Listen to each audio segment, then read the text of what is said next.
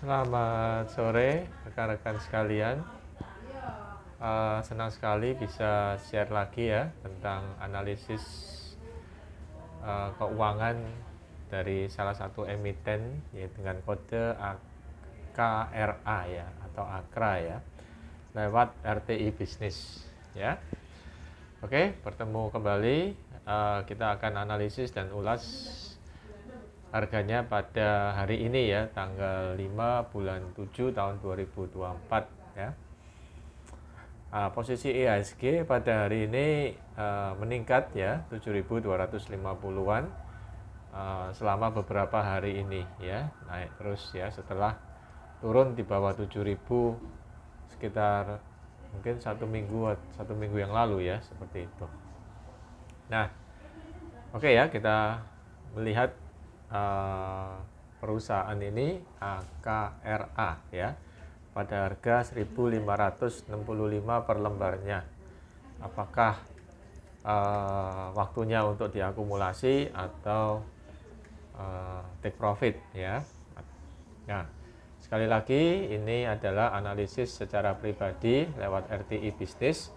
Jadi bukan ajakan jual atau beli ya gitu. Nah, pertama-tama kita lihat bisnis model dari AKRA. Ya, jadi di sektor energi, khususnya di oil, gas, sama coal ya. Nah, oil, gas, storage, and distribution ya. Nah, memang kalau saya lihat di Pelabuhan Tanjung Perak gitu ya, nah itu ada beberapa, saya nggak tahu nama teknisnya ya, seperti tabung-tabung besar gitu ya di tepi pantai, di tepi pelabuhan, itu dengan kode AKR ya atau AKRA. Kemudian saya lihat juga di beberapa pompa bensin dengan merek BP ya, British Petroleum yang warna hijau itu juga dengan kode AKR ya gitu. Kemudian beberapa bulan yang lalu saya lihat di pameran ada perumahan di Gresik ya, daerahnya masih cukup panas ya, itu juga punya AKR ya. Jadi saya lihat perusahaan ini dia ya tidak hanya energi ya, tapi juga properti, kemudian juga mungkin ya, tapi khususnya tentang distribusi oil sama gas. Ini yang seperti tertulis di RTI Bisnis ya, seperti itu. Oke, nah pertama-tama kita akan lihat dulu berapa porsi dari pemegang saham masyarakat. Nah, di sini masyarakat memegang porsi 35,22% ya. Nah, menurut saya ini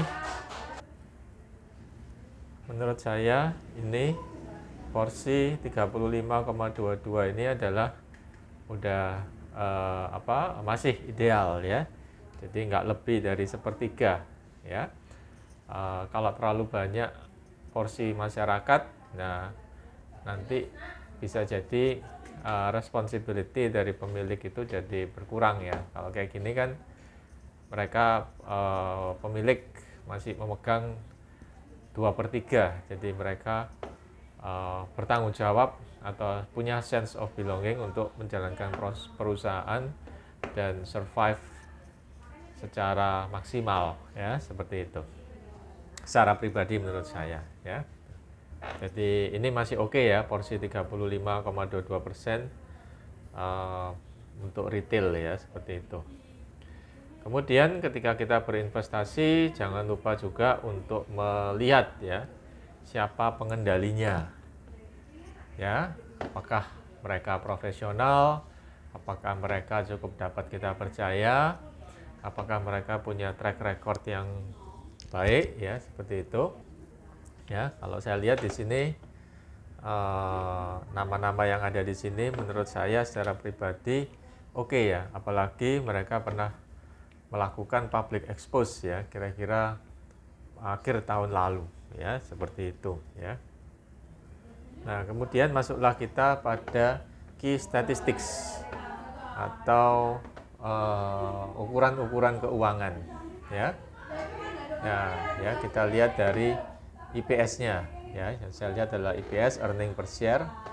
Nah, jadi earning per share ini untuk Akra ini jika dibandingkan dengan yang Adro tadi ya, yang mungkin Adro mungkin porsi coal-nya cukup banyak ya, jadi sempat mengalami kenaikan dan penurunan yang cukup signifikan ya. Tapi Akra ini saya lihat dari tahun kita lihat dari angka di sini tahun 2021 sampai tahun 2023 ini EPS-nya naik terus. Cuman tahun 2024 yang menurun tapi nggak secara signifikan ya gitu. Kemudian yang menarik adalah DPR-nya ya. Jadi dividen payout ratio-nya itu meningkat terus ya dari 50%-an sampai hampir ke 90%-an tahun 2023. Dan hal yang menarik dari AKR ini, dividen mereka bagikan 2 kali dalam setahun ya. Selama ini ya bisa dilihat, bisa dicek sendiri ya di dividen history-nya ini ya. Nah, ini menarik. Cuman dengan harga yang sekarang ya, ini AKR ya, dengan harga yang sekarang maka AKR ini kurang lebih dividennya nggak sebesar Adro ya. Jadi per tahunnya saya lihat di bawah 5% atau 4,78% ya. Tapi ingat mereka baginya 2 kali ya. Oke, seperti itu. Kemudian kita masuk ke market cap. Ya, jadi market cap-nya 31,41. Ya, 31,41 tadi Adro tadi jauh lebih besar ya dari punya si Akra ini ya. Adro bisa 2 kali lebih ya market cap-nya ya gitu. Kemudian kalau kita lihat dari operating profit-nya. Ini net profit-nya. Net profit si Akra ini jauh lebih kecil dari si Adro ya.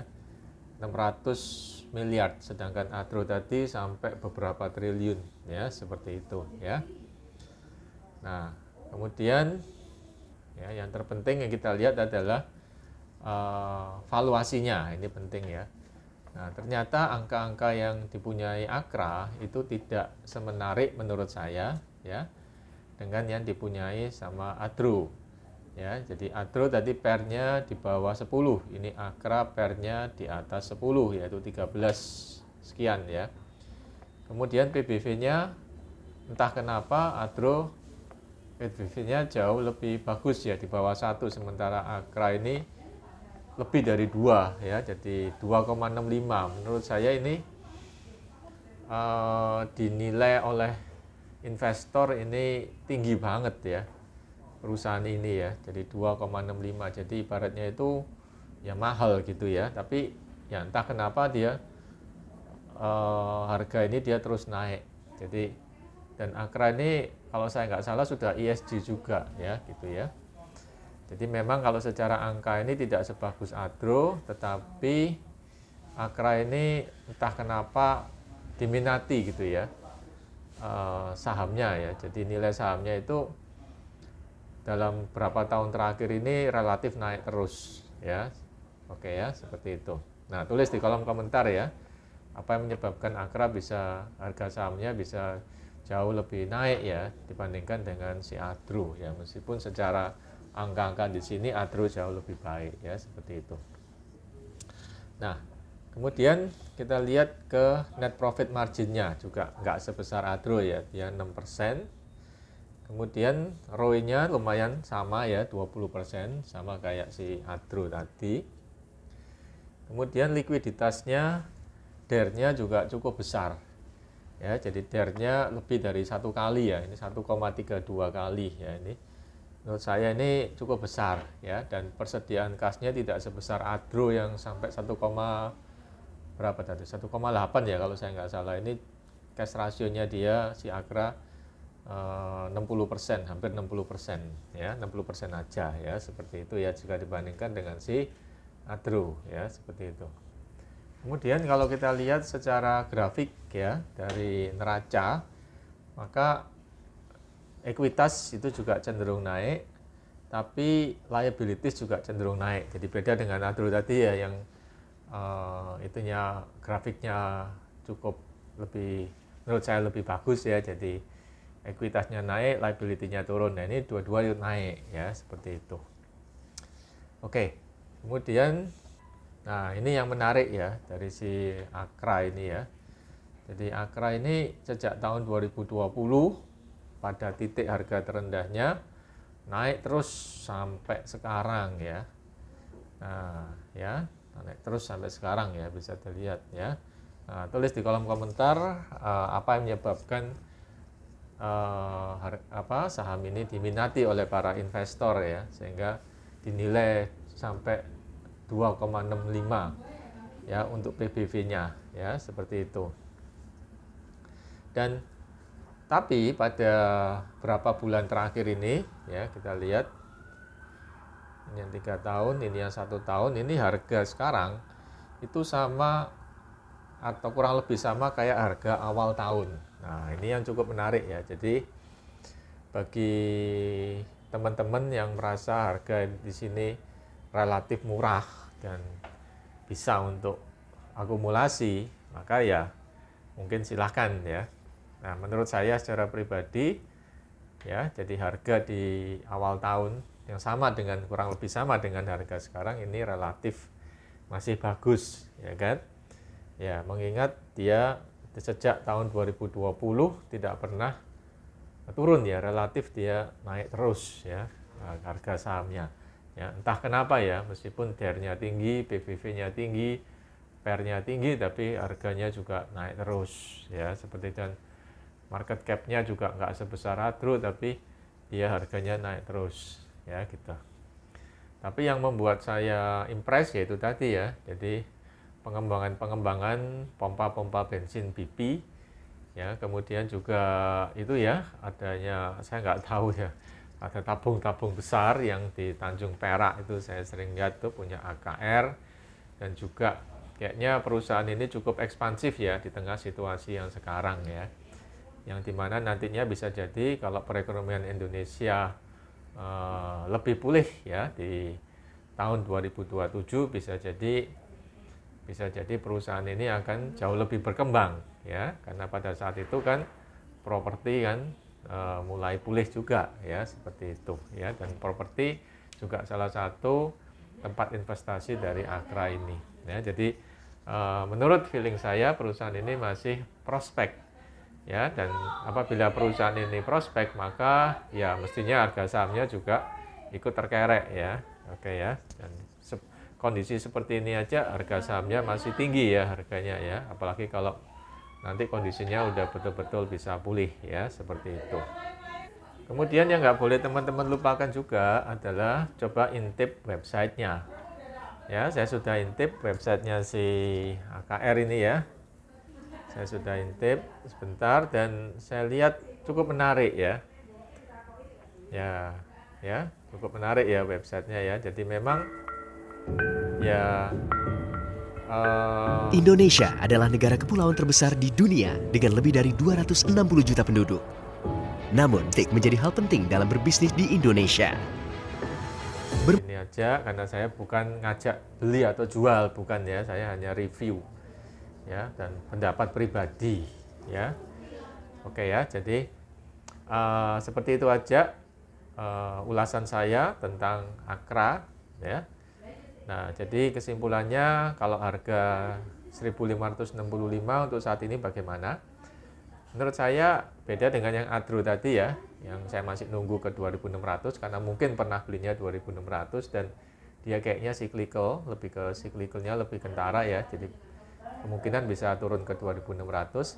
Sementara kalau Akra ini saya lihat di angka 1565 ini menurut saya menarik ya gitu ya. Entah kenapa ya, saya juga nggak tahu ya, meskipun PBV-nya tinggi, kemudian PER-nya juga masih tinggi, DER-nya juga tinggi, tapi saya lihat perusahaan ini kayaknya bergairah untuk ekspansif ya.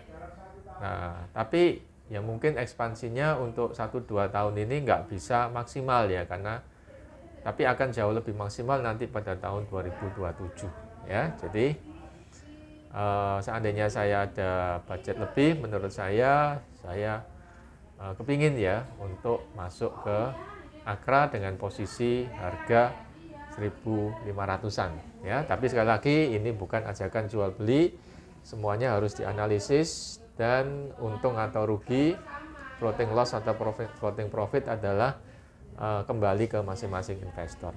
Ya, oke ya, saya rasa itu aja. Sekian dari saya. Terima kasih sudah menyimak dan sampai ketemu di video berikutnya. Salam sehat dan semoga kita selalu diberkati ya.